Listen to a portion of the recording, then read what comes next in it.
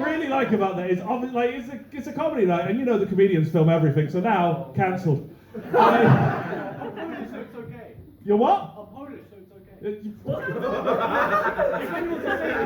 I don't think it is, man. This has been an interesting night of foreigners being racist. We're going to change the name of the show to just that, man. You come down next week, it's going to be foreigners being racist, and then we're going to get you all to chant it at the start of the show. Foreigners being racist. Where's the African? Oh.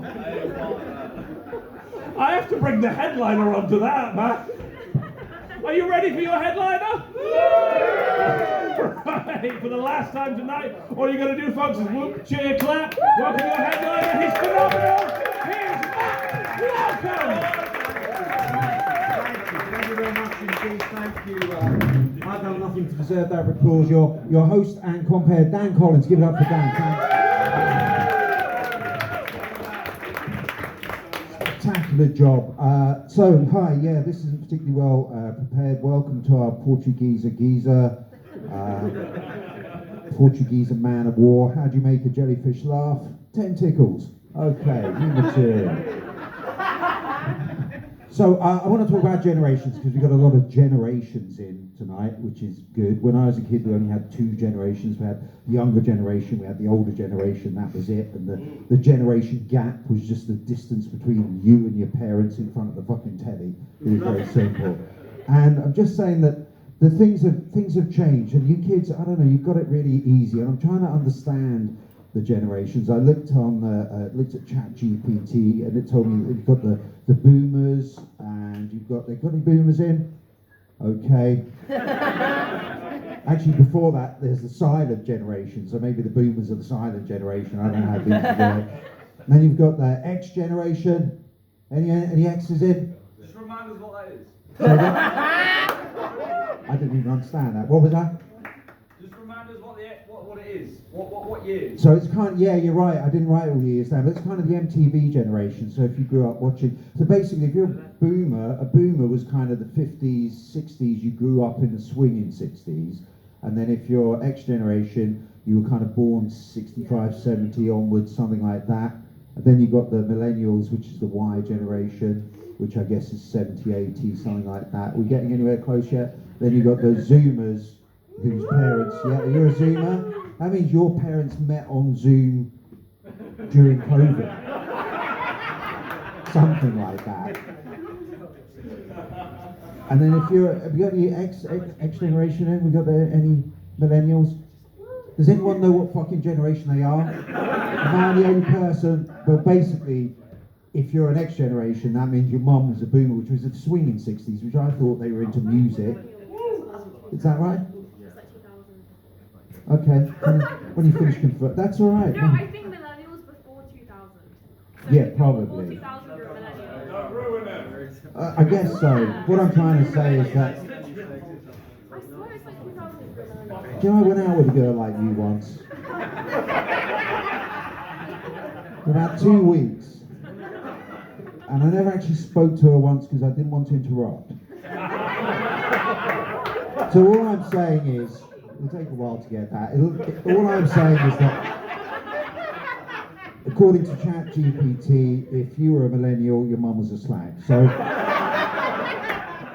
I'm just trying to say it's different. It's different for you lot now. I read something recently about the NEETs. Do we know what the NEETs are? Apparently there's 1 million NEETs on the scrap heap, and the NEET is someone with no experience, no employment, and no training. There you go. Is that a Polish friend? Are you a NEET?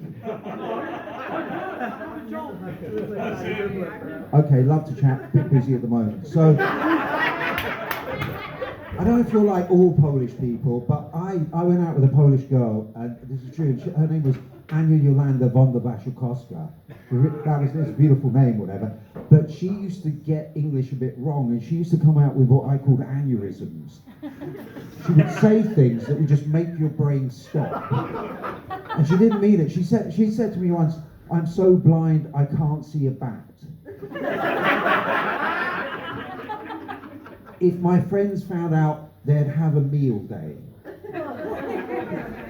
I've been like it right since the word dot.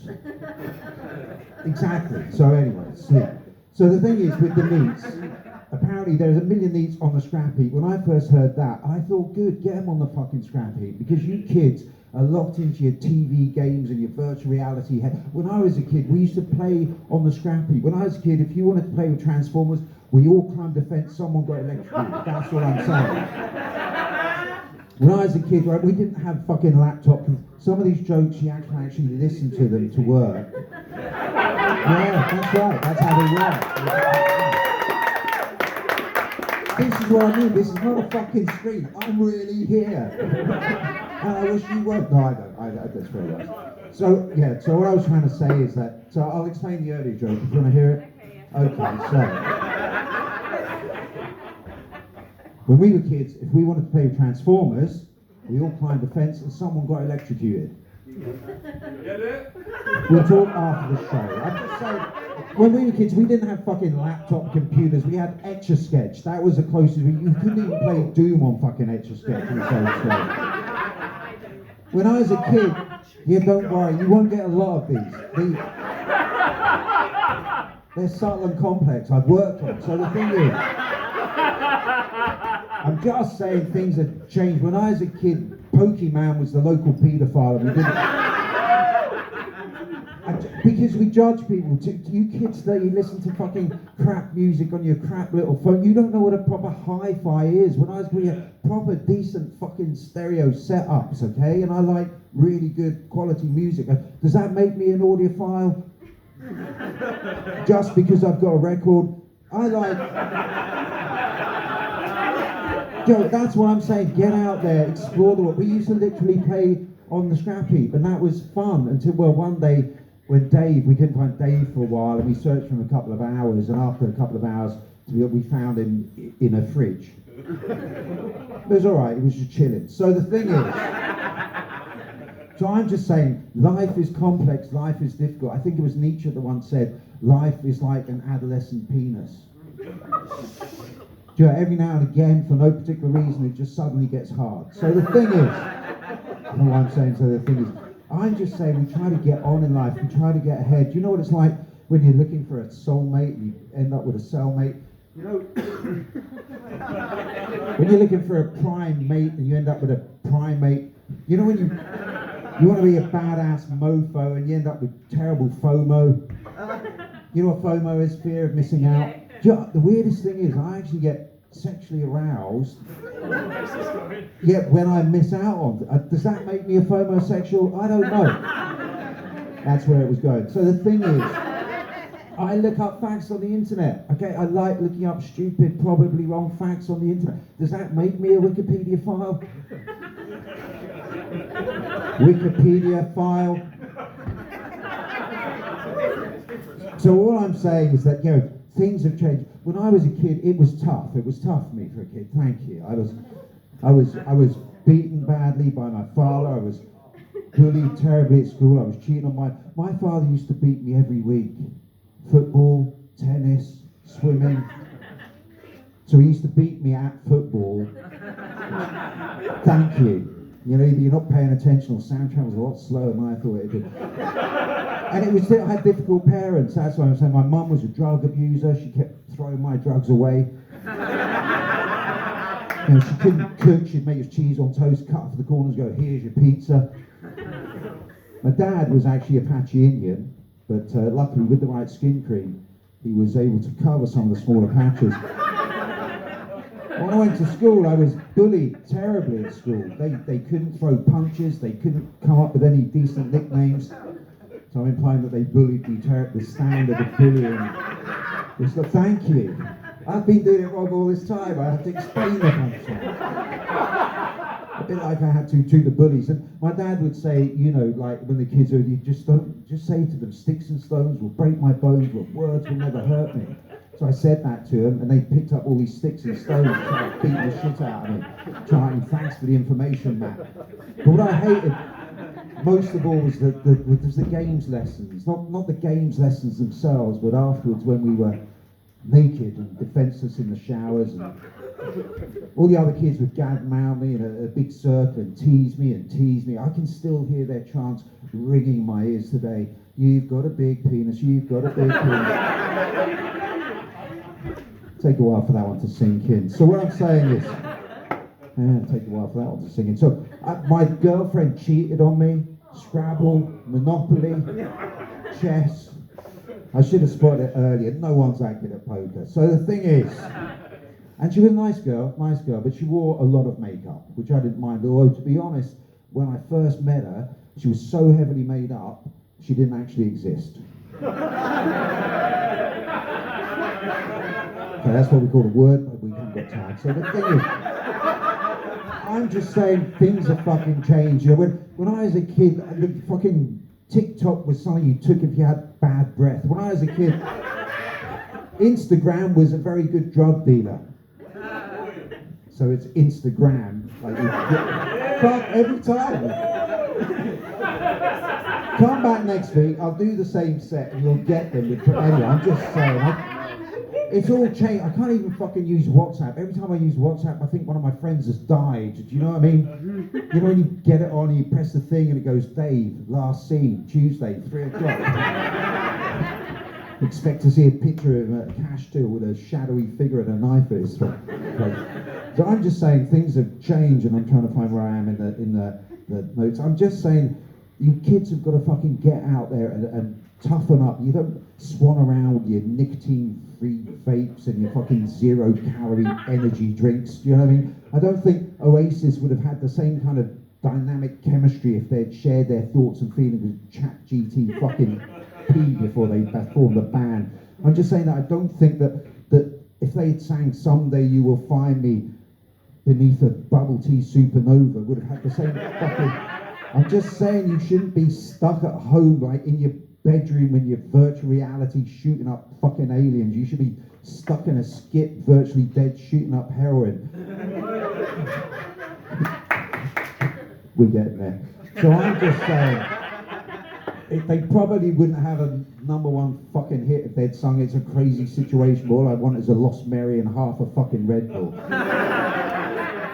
So I'm just saying, get out there, get offline, because don't put your data online. Apparently your data is valuable, that's what I've heard. And if my data's so fucking valuable, how come I'm completely fucking broke? I just want to meet one of these data stealers and give them the data and say, sell it and just give me half the fucking money. I went online to try and sort myself out, looking for a psychotherapist. I ended up with Psycho the Rapist. And he had terrible internet security, and that fucking website got hacked. It was alright, man, because I got my victim mentality stolen. Victim identity stolen. All I'm just saying is get out there. Do you ever want to do this? You know when you come home, right? You've been shopping. You know when you're walking around and you've got like bags of shopping here and bread on you, and you bump into a mate and they go, been shopping, and you want to say, no, I've just fucking emptied the contents of my cupboards in some bags, not showing the local area before I set the cunts free. Yes. I've been shopping, and then you get home and your mate's there sitting in front of some computer game complaining about the world while he's playing Call of fucking Duty or something like that. And he looks up at you and he goes like, been outside? Yes, I've been outside. He goes, what's it like outside? Do you ever want to go, it's massive. It goes on for miles and miles and you can walk in any direction. There are millions of people like you and me, and some make sense and some are fucking weird, and there's things called animals, and some of them have big teeth and they can bite you, and there's fluffy bits of wool that hang in the sky and a big ball of fire that's just sitting there, and everything's changing because the pavements start out flat, then they end up twisted, so they must be moving really slowly at night when no one's looking. Just turn off the fucking TV, get your coat, and I'll show you around. I've been Matt Welcome, it's been a real pleasure. Thanks. Welcome, everybody!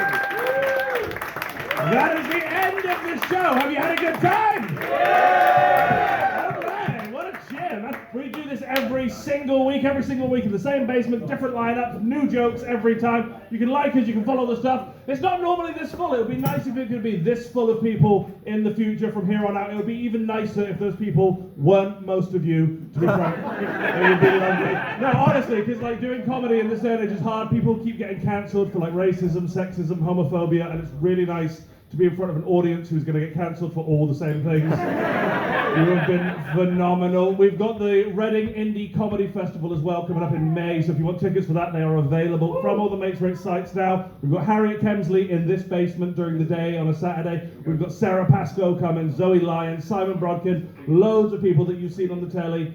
So if you want tickets for that, they are available now. Give yourselves a round of applause, folks, for being here.